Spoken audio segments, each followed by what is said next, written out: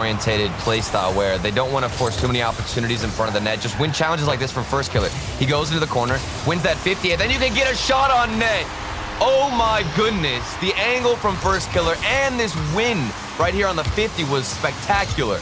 A bit of a crystal ball from you, right? When you're talking about him winning the 50 to create an opportunity.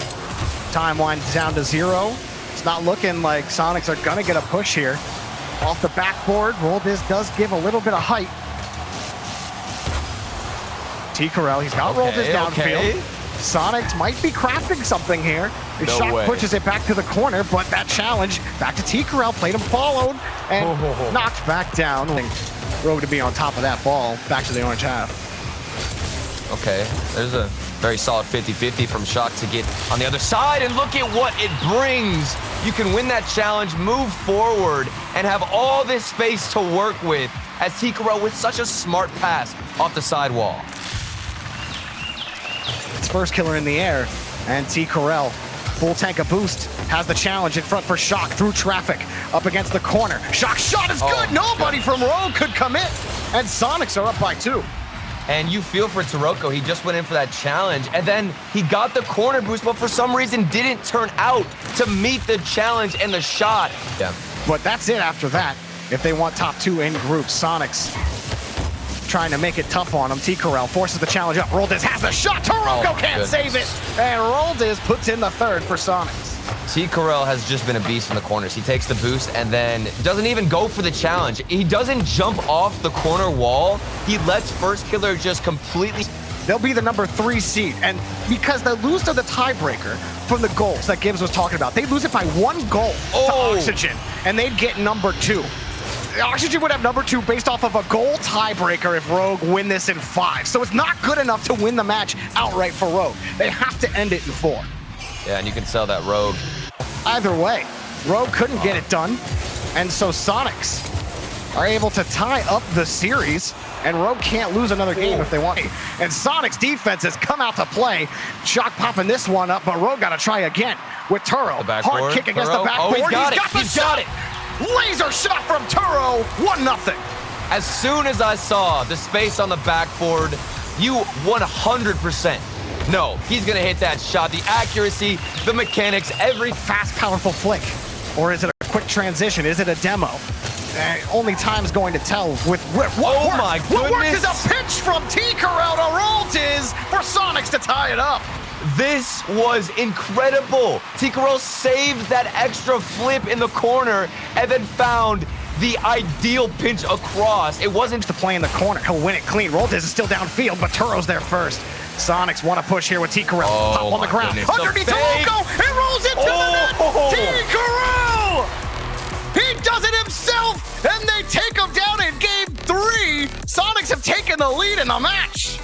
The MVP, I'd say, so far of the series, T-Corral. So smart in every crossbar, no chance. And that's the thing, is like, if they don't score on that challenge opportunity, the follow-up has always been so clean from Soniqs. That wasn't so clean. That, in fact, is about as dirty as it gets off the goal line. First Killer punches in the first. Yeah, and it's from the demo from Taroko. Very weird rotations from T-Corral. He just kind of swiped across his own player. Typically, you would just try to get further in the knockout gauntlet. That's something worth playing for when you're trying to get to the end of these roads. Taroko sends another one up towards the box, and he gets the goal. 2 for Rogue. Very slow rotations from the Soniqs coming out here. We've seen nobody back on defense. The demo comes out, but Shock is the one who needs to get a save. No boost in the tank.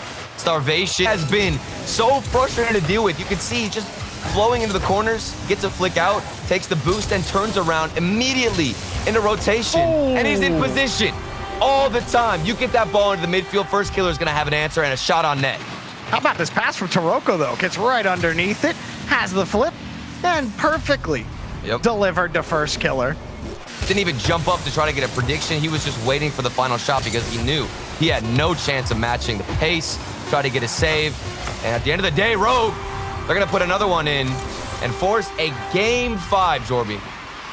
Taroko again on the final pass to head into game 5. If he's looking like that, and Soniqs are definitely worried, but not far from over. Rogue had a similar performance in game number 1, where Soniqs had a better start at the 5-minute mark. Yeah. Well, they're gonna need to channel that energy because a restart is exactly what they're gonna get. Game 5. And then the air dribble all the way across the field. Maybe a follow-up from Ticarel. It's missed. And then we get a counterattack. This is how crazy Rocket League can be. You go to one side, one massive clear on the other, and you get a goal for a team you thought was going to get scored on. Oh, it's just a cavalcade of disaster. Shock the way the ball drops.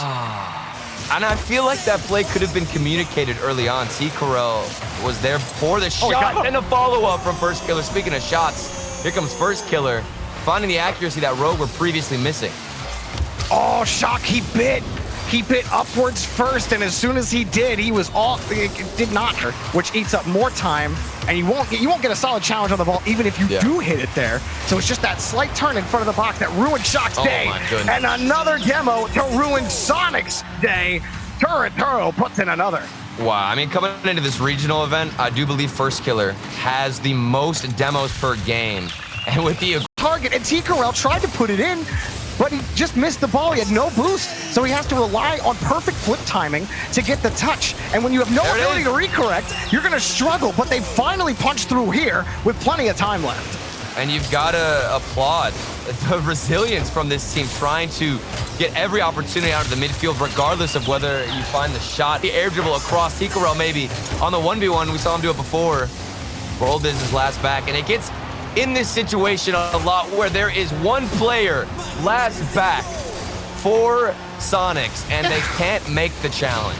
But look how hard First Killer punches that ball. Like Ticarel, that's not actually the worst spot to be in for a double tap, who end up closing at number 3 in their group. They will avoid G2, and Soniqs will have a difficult bracket start ahead of them in the knockout gauntlet. Oh my